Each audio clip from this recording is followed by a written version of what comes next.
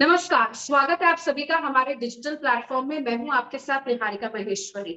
आज का मुद्दा आपकी सेहत से जुड़ा हुआ है, आपके बच्चे की सेहत से जुड़ा है, आपके घर के बुजुर्गों की सेहत से जुड़ा है। क्योंकि भारत में कोविड-19 के कहर के बाद एडिनो वायरस और इन्फ्लुएंजा जैसी बीमारियां बढ़ रही हैं। खासतौर पर त्योहारी सीजन के बाद लगातार H3N2 नाम के जो फ्लू है उसका अटैक की खबरें आ रही है, उसके विस्फोट की खबरें आ रही हैं। और इसके सिम्टम्स ऐसे हैं, ऐसे फ्लू के सिम्टम्स हैं जिसे आप नजरअंदाज नहीं कर सकते। लेकिन अच्छी खबर यह है कि इसका जो इलाज है आपकी किचन में। अच्छी खबर यह है कि ये क्योरेबल है। अच्छी खबर यह है कि ये महामारी नहीं फैला सकता है। अच्छी खबर यह है कि हमारे साथ इस वक्त 3 पैनलिस्ट मौजूद हैं जो बताएंगे कि आप इससे कैसे लड़ें, इससे कैसे बचें, क्या उपाय है और इसको मल्टीप्लाई होने से या फैलने से आप कैसे रोकें और कौन से एज ग्रुप वाले सबसे ज्यादा सावधान हो जाए, कौन से मेडिसिन और कौन से वैक्सीनेशन इसका क्योर है। मेरे साथ डॉक्टर राजेश किक्कस हैं, भोपाल से, पीडियाट्रिक्स हैं, रेस्पिरेटरी डिसऑर्डर्स पर इन्होंने बहुत ज्यादा गहन काम किया है। इसीलिए जो पेरेंट्स हैं, जो अभिभावक हैं, इन पे ट्रस्ट करते हैं। डॉक्टर राजेश किक्कस, आपका स्वागत है हमारे पेज पे। मेरे साथ डॉक्टर एन गणेश साहब मौजूद हैं, कंसल्टेंट हैं ऑन्कोजेनेटिक्स पर।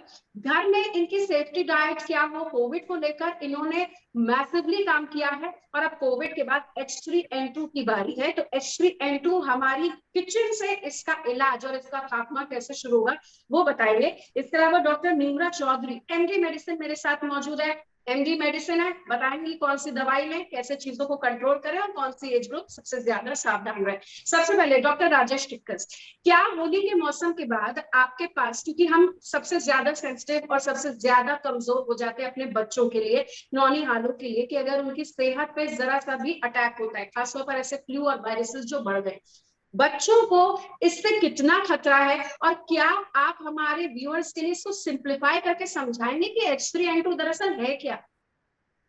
जी जी। अभी इस मौसम में मौसमी तौर का मतलब रेस्पिरेटरी प्रॉब्लम से जुड़े हुए सिम्टम्स का या लक्षणों के बहुत सारे पेशेंट देखने में आ रहे हैं। और ये पूरा साइंटिफिकली इसको क्लासिफाइड करें तो एज अ पीडियाट्रिशियन इसको इन्फ्लुएंजा लाइक इलनेस भी बोलते हैं हम लोग, अपर रेस्पिरेटरी ट्रैक्ट इन्फेक्शन भी बोलते हैं और लोअर रेस्पिरेटरी ट्रैक्ट इन्फेक्शन भी बोलते हैं। और जब तक के जांच में मतलब एविडेंस बेस्ड ना आ जाए तब तक कहना मुश्किल रहता है कि ये किसी पर्टिकुलर टाइप का इन्फ्लुएंजा है क्या। और इन्फ्लुएंजा में भी अलग अलग जब सब स्पीशीज होती है तब हम उसको क्लासिफाइड कर पाते हैं कि वो H1N1 है, H2N2 है या H3N2 है। लेकिन जैसे कि आपने बताया और जो सभी तरफ से खबरें मिल रही है कि H3N2 नाम की सब स्पीशीज नाम का जो इन्फ्लुएंजा वायरस है वो थोड़ा सा अभी कम्युनिटीज में दिख रहा है।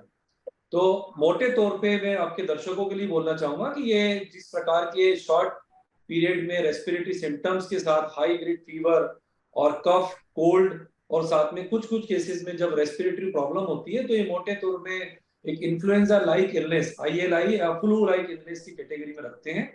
और ये जैसे हमने कोविड के दौरान जाना कि रेस्पिरेटरी एटिकेट्स जो होते हैं जिससे बचाव के लिए एटिकेट्स होते हैं, सामान्य प्रकार की दूरी या 6 फीट की दूरी, मास्क का इस्तेमाल, बार बार हाथ धोना और संभव हो तो जो बीमार व्यक्ति है, रेस्पिरेटरी सिम्टम्स वाले व्यक्ति, उनसे दूरी रखना। इनसे हमें दूर रह के और इन सब प्रावधानों को मान के हम इसके सिम्टम से बच सकते हैं। जहां तक सीवियरिटी की बात है, अपने बच्चे का कैसे ध्यान रखूं? उसको मैं स्कूल जाने से रोक नहीं सकती, उसको मैं किसी और के पास जाने से नहीं रोक सकती, है बच्चा है भागेगा, उसको मैं किसी चीज को टच करने से नहीं रोक सकती। तो मैं इस चीज को रोकने के लिए खुद क्या कर सकती हूँ एज अ पेरेंट? हाँ, तो उसके लिए अभी मोटे तौर पे जो रेस्पिरेटरी प्रॉब्लम्स होती है, रेस्पिरेटरी वायरल इन्फेक्शंस होते हैं, और हम लोगों ने कोविड के दौरान ये जाना कि मास्क का इस्तेमाल करना, दूरी रखना, 6 फीट की दूरी रखना, 2 गज की दूरी रखना और हाथ धोना। और कई फ्लू लाइक इलनेस हैं, अलग अलग कम्युनिटीज में क्या है वो थोड़ा कहना मुश्किल है, लेकिन जहां मैं अभी काम कर रहा हूँ वहां पर फ्लू लाइक इलनेस के पेशेंट्स बहुत देखने में आ रहे हैं। तो उन सारे केसेस में यही जो फंडामेंटल्स है इसको अपनाना पड़ता है, अपनाना चाहिए, जिससे कि हम बचाव किया जा सके। और आपकी जानकारी के लिए और आपके बच्चों की जानकारी के लिए फ्लू का वैक्सीनेशन उपलब्ध है, बहुत दिनों से उपलब्ध है, सालों से उपलब्ध है। और फ्लू का वैक्सीनेशन भी इस प्रकार की फ्लू लाइक इलनेस से बचाव का एक बहुत अच्छा कारक होता है और साधन होता है। जी। डॉक्टर नीमराज चौधरी, एमडी मेडिसिन है आप, कोई दवाई है? कुछ लोग दवाई में ढिलाई कर देते हैं, देसी इलाज कर लेते हैं, हालांकि देसीपन इसमें क्या हो सकता है जो इसका खात्मा करे वो तो डॉक्टर एन गणेश अभी बताएंगे। लेकिन डॉक्टर नीमराज चौधरी, मैं आपसे जानना चाहूंगी कौन सी एज ग्रुप सबसे ज्यादा इसके लिए वल्नरेबल है, कौन सी मेडिसिन आप लोग सजेस्ट करते हैं, कौन सा वैक्सीनेशन? बच्चों का तो डॉक्टर साहब ने बता दिया, लेकिन जो एज ग्रुप जो बच्चों से बड़ी है उनके लिए क्या इसका कोई वैक्सीनेशन है? जी हाँ, मैं सबसे पहले ये बताना चाहूंगी कि ये जो हमारे 2 साल से नीचे की एज ग्रुप के बच्चे होते हैं एंड 50 इयर्स अबव के जो एल्डरली पीपल होते हैं, ये सबसे पहले उन्हें अफेक्ट कर सकता है। और जो ओबीज होते हैं, जो इम्यूनो कॉम्प्रोमाइज पेशेंट्स होते हैं, जिन्हें बीपी, शुगर, कैंसर की बीमारियों से वो पहले से ही गुजर रहे होते हैं, और जो पेशेंट जो प्रेग्नेंट वुमेन्स होती हैं, वो लोग ज्यादातर वो सबसे पहले अपना इन चीजों पे ध्यान रखें सबसे ज्यादा। और इसकी दवाई, सबसे पहले तो मैं यही कहूंगी कि दवाई से पहले हमें सबसे ज्यादा प्रिकॉशंस लेने चाहिए, जो कि डॉक्टर बता चुके हैं। Face mask, hand hygiene, 2 feet की दूरी पर रहना, और जो कोई भी चीज, क्या कुछ कोविड जैसा ही है जो हम कोविड एप्रोप्रिएट बिहेवियर फॉलो कर रहे थे? वो लगभग ये एक कोविड की तरह ही है। इसकी जो वैक्सीन आती हैं वो ट्राइवेलेंट एंड क्वाड्रीवेलेंट वैक्सीन जो आती हैं, हम इंट्रामस्कुलरली इन्हें लगा सकते हैं। जैसे सीजन के तौर पे हम कोई दवाई लेते हैं, सबसे पहले आप उस पे वैक्सीन का डॉक्टर के पास जाके वैक्सीन लगवा सकते हैं। इसकी जो एंटीवायरल दवाइयां होती हैं वो है ओसेल्टामिविर और जानामेविर और पिरामेविर, जो दवाइयां हैं वो भी ज्यादातर लेते हैं। और एंटीबायोटिक्स वायरल में कभी भी लेने की जरूरत नहीं होती। जो गलतफहमी है, फ्लू का भी पीरियड 5 दिन का है मैम? जी बिल्कुल, ये फ्लू भी हमारा 5 to 7 डेज की तरह ही रेज्ड होता है। सबसे पहले इसमें बुखार आता है लोगों को, और सर में दर्द, खांसी, नजला, बदन दर्द, लोग इरिटेबल होना शुरू हो जाते हैं और अपनी ये चीजें घर में ही इलाज करना शुरू कर देते हैं। जबकि सबसे पहला आपको बुखार आए, खांसी हो, गले में दर्द हो, आप सबसे पहले इसको डॉक्टर को आके दिखाइए। डॉक्टर ये बताएगा कि आपको इसको किस तरीके से लेना है, और फिर उसकी दवाई लीजिए। एंटीबायोटिक बिल्कुल भी नहीं काम आती इस वायरल बुखार में, तो एंटीबायोटिक लेने की कभी भी कोई भी जरूरत नहीं है। इससे रेजिस्टेंस फैलता है और एंटीबायोटिक्स का। ठीक है डॉक्टर एन गणेश, आपने कोविड वॉरियर बनकर कोरोना को लेकर युद्ध स्तर पर काम किया।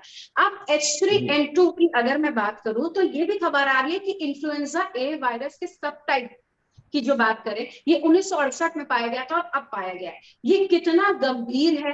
क्या ये कोविड की तरह गंभीर है, या स्वाइन फ्लू या फिर यानी कि जो H1N था उसकी तरह महामारी फैला सकता है आगे? मैडम सही बोला, ये इतना वायरुलेंट नहीं है, लेकिन डॉक्टर टिक्कस और डॉक्टर चौधरी ने ऑलरेडी डिफाइन किया है कि हमें प्रिकॉशन लेना पड़ेगा।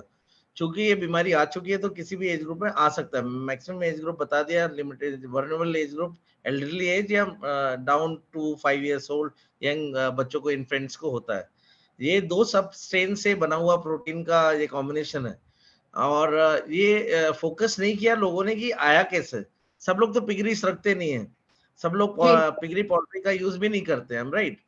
लेकिन आप देखेंगे मैक्सिमम लोग अगर डॉग्स है, पेट्स हैं, वो घुमाने ले जाते हैं उस एरिया में जहां पर उनका डिफिकेशन हो सके, और वो होता है मैक्सिमम पिगरीस और स्लम एरिया में, and they do lot of shits there, and this is how it transfer to the elderly age people, either middle age लड़कों में भी, यंग एज बॉयज में भी और गर्ल्स में भी पाया गया। कोविड में हमने बहुत अच्छा काम किया।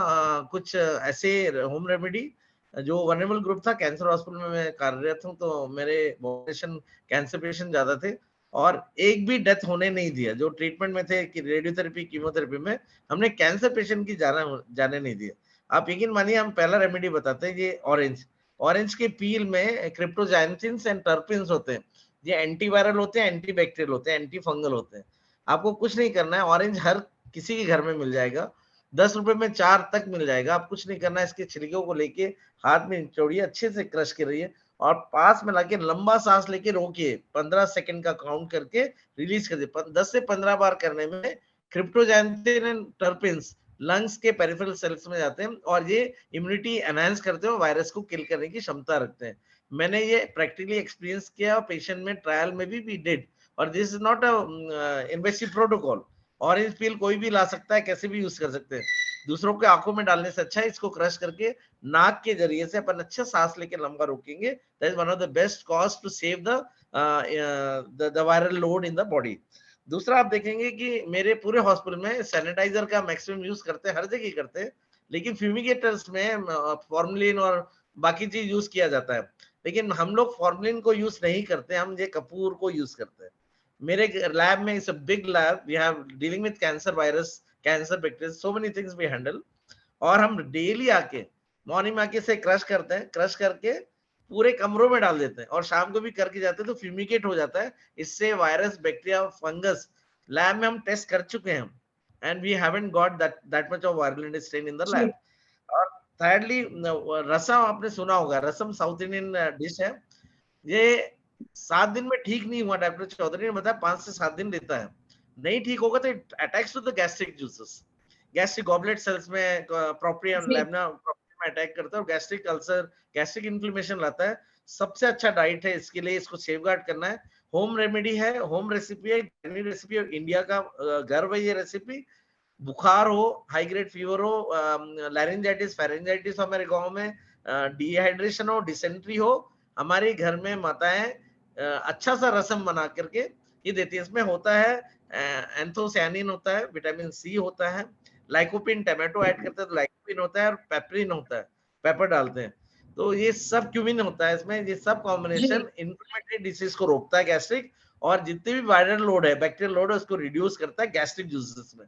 ये बहुत ज्यादा मजा आया ये देखकर कि डॉक्टर जो इंडियन रेसिपीज हैं, जो हमारी किचन है, उसको एक साइंटिफिक कह सकते हैं स्टैंप दे रहे हैं। बहुत अच्छा लगा कि कपूर, एक संतरा, और एक जो हमारी दादी नानी रसम बनाती थी, उसमें भी इसको फाइट करने के बहुत सारे गुण हैं। धन्यवाद doctor Nimra Chaudhary, doctor N Ganesh और डॉक्टर राजेश टिक्कच हमारे साथ जुड़ने के लिए। तो H3N2 क्या है, हमारे गेस्ट ने इसको एक्सप्लेन किया है, लेकिन इसको इस पे ढिलाई ना बरते, सावधानी रखिए। सिम्टम्स हमने आपको बताए हैं, इससे बचने के उपाय भी बताए हैं।